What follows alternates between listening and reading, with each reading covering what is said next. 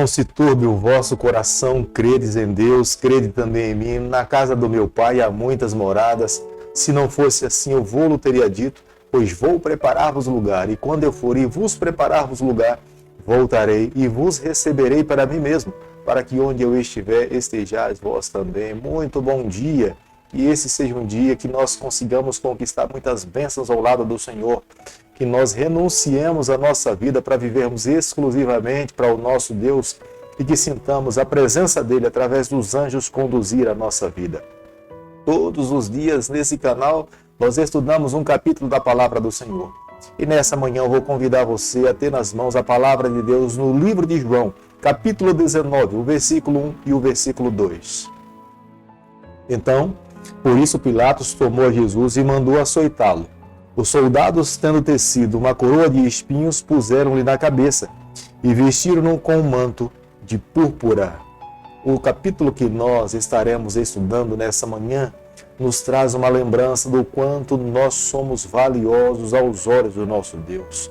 Custou a vida do Filho de Deus. Jesus Cristo foi açoitado, Jesus Cristo foi rejeitado, Jesus Cristo recebeu na sua cabeça uma coroa de espinho. Jesus Cristo carregou uma cruz que não era a sua. Na verdade, Jesus pagou o preço pelo pecado, pecados que ele não praticou, mas pecados que eu e você, seres humanos, os seus filhos, viveram nessa terra. É um capítulo que nós precisamos estudar com oração. Nós precisamos estudar com submissão à vontade do Senhor. Nós precisamos permitir que essas cenas finais da vida de Jesus Cristo nessa terra toque a nossa vida, mova o nosso coração, que as mudanças que de fato precisam acontecer na nossa vida particular sejam resultado exclusivo, direto, do poder, do amor de Deus na nossa vida.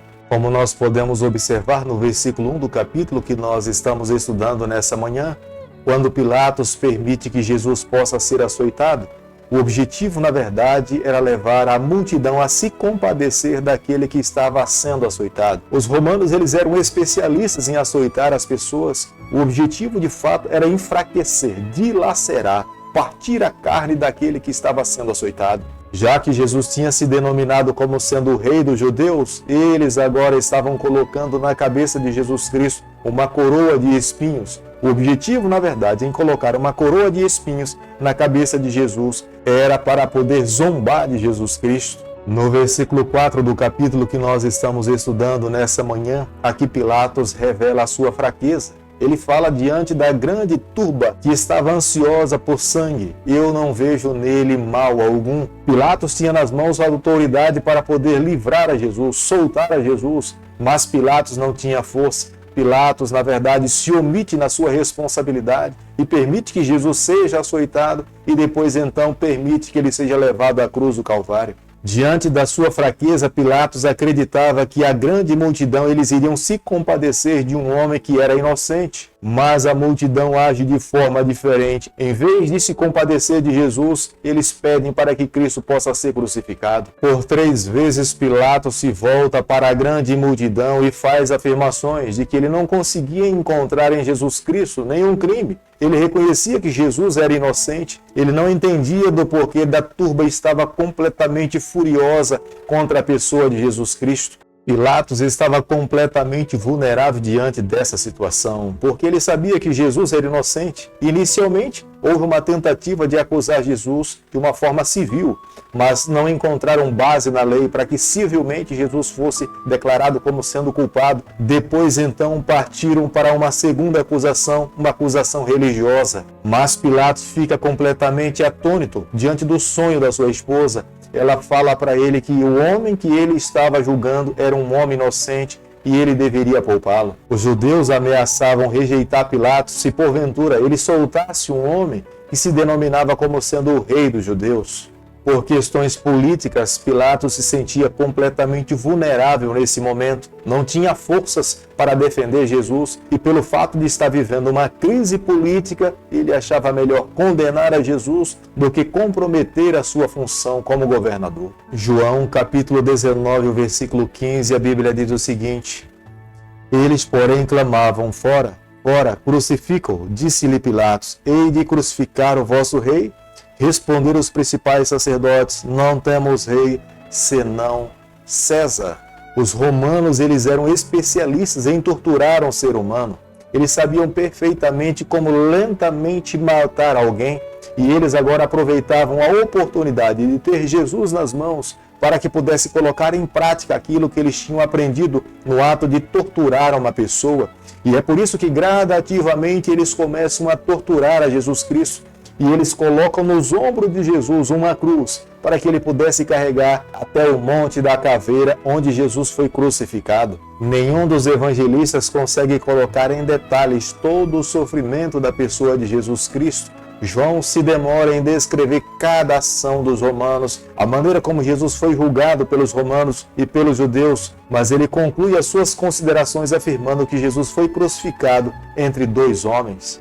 Como nós podemos observar no versículo 25 do capítulo que nós estamos estudando nessa manhã, mesmo Jesus padecendo morte de cruz, sofrendo intensamente, Jesus não se esqueceu da sua mãe. Podemos observar que ele estava atento à dor e ao sofrimento que a sua mãe passava ao pé da cruz. É por isso que Jesus se volta para João e pede para que João tivesse cuidado para com Maria.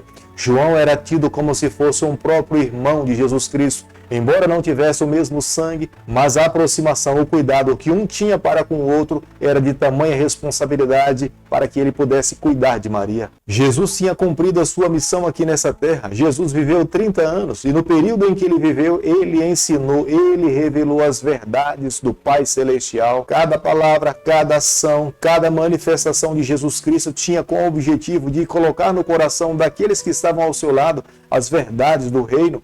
Jesus, quando morre na cruz do Calvário, Jesus tinha cumprido a sua missão. Agora ele deveria descansar, voltar ao Pai e se tornar um intercessor por cada um dos filhos que ficassem nessa terra.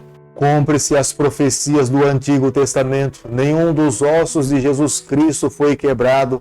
Colocaram um corpo de alguém numa cruz onde os pés estavam cravados e as mãos suspensas, abertas e seguras por um cravo. Era praticamente impossível esse ser humano ter continuidade na respiração. Ele não conseguia respirar e é por isso que tão rapidamente, tão velozmente, Jesus morre. Jesus foi logo em seguida tirado e foi sepultado, porque aqueles que estavam ao lado de Jesus Cristo constataram que Jesus estava completamente morto. É por isso que os soldados romanos, com uma lança na mão, eles perfuraram a Jesus Cristo para ter certeza se ele estava morto. Ao descobrir que Jesus estava morto, o corpo de Jesus foi tirado da cruz do Calvário. Foi diante dessas circunstâncias que Jesus Cristo morreu. Foi demonstrando amor por cada um de nós. Jesus poderia nesse momento ter revogado o seu direito de passar pela cruz, mas Jesus não voltou atrás. Jesus continuou. Jesus se entregou, Jesus morreu, ressuscitou e hoje ele intercede por cada um de nós. Acredito que a cada dia da nossa vida nós precisaríamos pensar um pouco mais no sacrifício de Jesus Cristo. E quando pensássemos, entendêssemos que todo o sofrimento de Jesus Cristo foi por mim, foi por você, por nos amar tanto, ao ponto que renunciou à sua própria vida, o seu governo eterno, para vir aqui a essa terra morrer pelos seus filhos que estavam envolvidos no pecado. Hoje, eu e você, nós somos chamados a compreender e a responder a esse amor.